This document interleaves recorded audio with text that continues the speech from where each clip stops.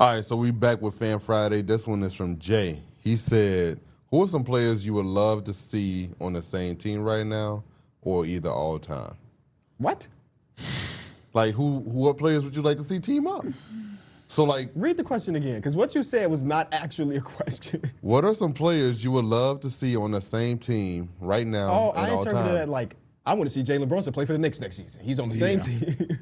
Yeah, no, like, what players would y'all like to see team up? And one that came to my mind right away is the Chris Paul and Kobe Bryant trade that got vetoed. I would have loved to have seen that happen just because those are two very strong, competitive personalities in the same locker room. I would have loved to see how that actually worked out. And Chris Paul is top 5 all time in his position if that trade goes through. You get at least 2 rings, right? I might have a ring on. No, at least 2 rings is what I said. Oh, okay. Okay.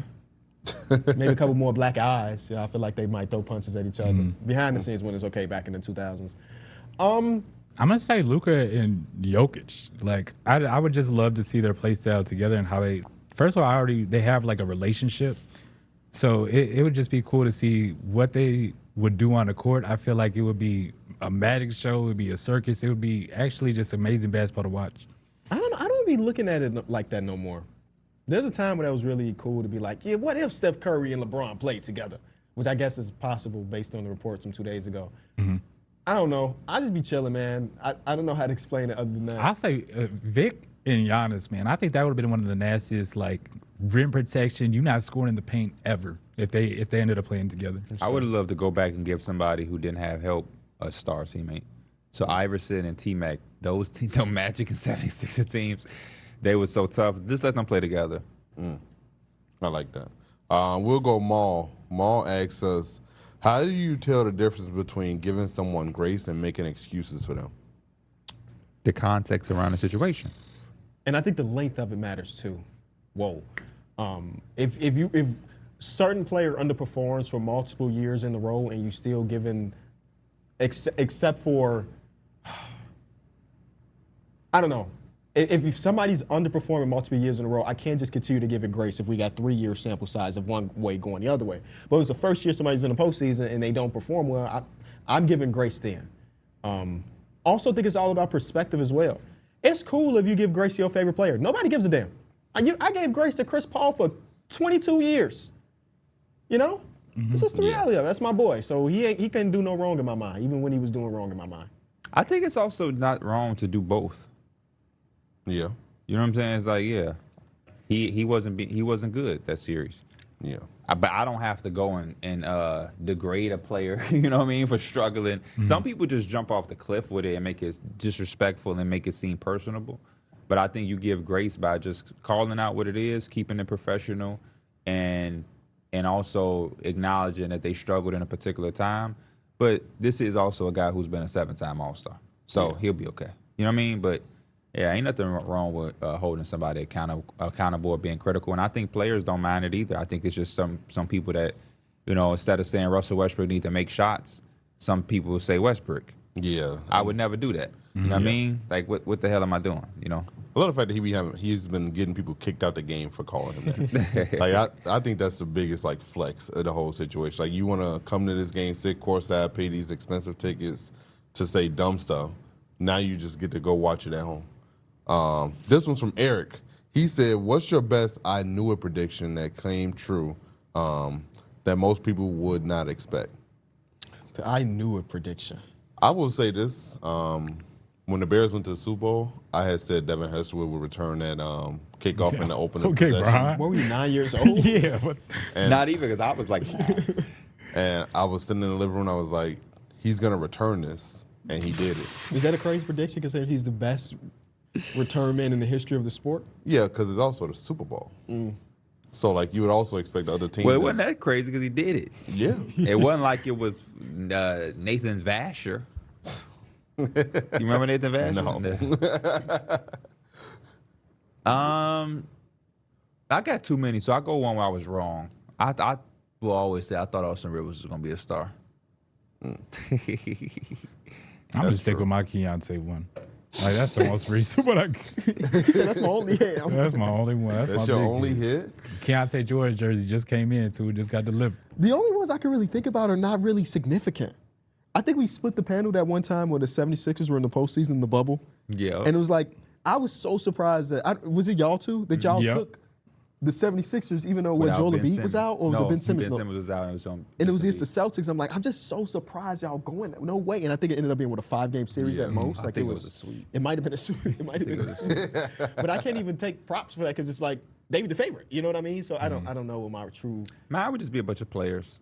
I'm just always got an eye for Andrew Nembhard. I knew was gonna be good. Jalen Tyson, I knew was gonna be good. We would be here all day. Oh, here's a more recent one. 4 days before the Wizards were attached to Trae Young, I came on the show and said the Wizards should be the one to trade for Trae Young. There you go. And then they did. I will say I did say Mitch Trubisky would be an MVP caliber talent. I came on this show. it. I came on this show kind of similar to KB and told people that De'Aaron Fox was about to request a trade to the point where people thought that I had inside information. Yeah, you did. That And actually was I crazy. did not. I don't know De'Aaron Fox from a can of You paint. should just say you did. Yeah, right. Yeah. I talked to somebody over there, sources actually. This was from Dominic. And I'm he's- on that. I keep watching these videos. Keep popping up on my timeline on my YouTube recommended about that draft class where the Bears moved up to get Mitchell Trubisky, Yeah.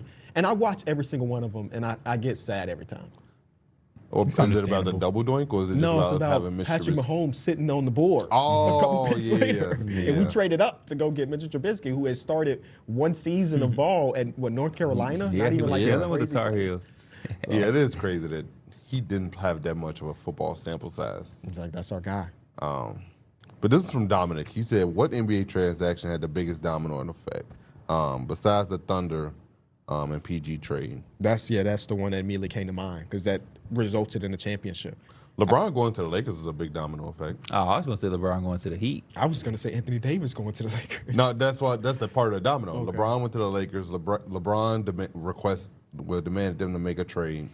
They didn't go get AD. AD comes, and then AD eventually gets flipped for Luka.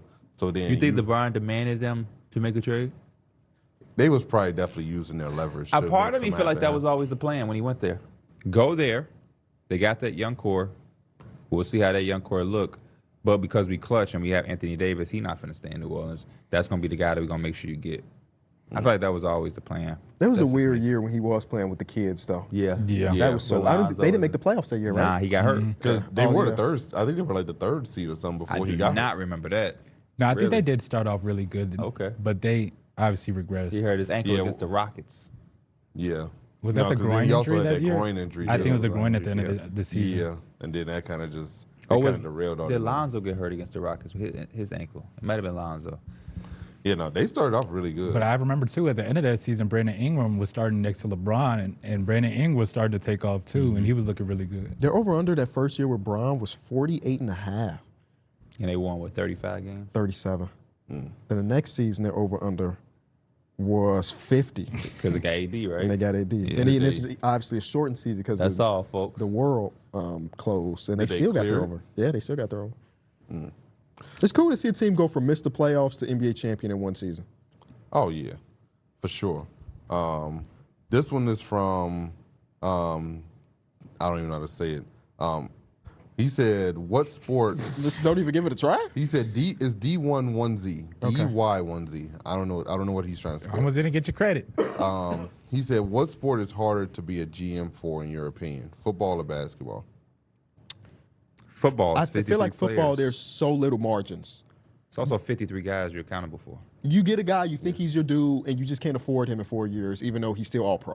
And you just Yeah. have to waive him for whatever reason. You can't even trade him. You just waving all-stars all of a sudden. You also build in 2 teams. 3 teams. 3 teams, Three special teams. teams. Special teams matter too. Yeah, I guess so. He said, yeah, I get it. Yeah, okay. They do, but it's like a kicker, a snapper. You know what I mean? And some guys that play defense and offense play special teams too. So you're not really, you know what I mean? It's like, oh, you're the 7th receiver. Mike, go out there for kick return and go tackle Go him. play gunner. Go get a tackle, wide receiver, please. But yeah, it's like you're building 2 different teams. But the NBA is, Yep. 5 guys on the court at once. And you really can get carried from just having a star. Yeah, you I know. I really guess can. the NFL kind of do that with a great quarterback. Yeah. But also it takes so much more. Yeah, you still need defense. At least be able to get one stop. Quarterback need a line, need to go-to target. Yeah, because it's always tough, like to try to figure out if you're going to draft a position player or a lineman. You feel like you should just go with the wide receiver, but the lineman matters just as much. So easily the NFL. Hit subscribe for more news, highlights, and analysis from the NBA on NBC.